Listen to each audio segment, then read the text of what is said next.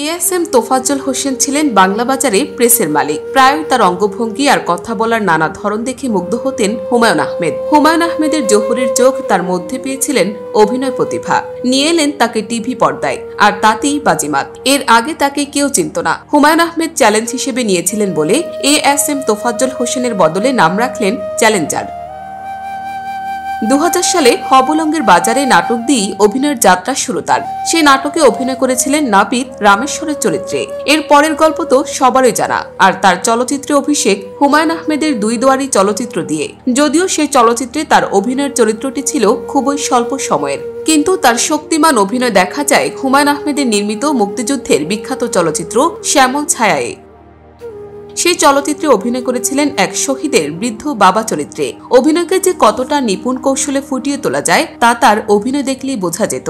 তার মৃত্যুর পর তার সম্পর্কে হুমায়ুন আহমেদ বলেছিলেন, চ্যালেঞ্জারের মৃত্যুর পর অনেকেই বলবে একজন ভালো অভিনেতা হারালো, কিন্তু আমি বলবো একজন ভালো মানুষ হারালো। ভালো অভিনেতা তৈরি করা যায়, কিন্তু ভালো মানুষ তৈরি করা যায় না। তৈরি করা গেলে আমি একটি ভালো মানুষ তৈরির স্কুল দিতাম।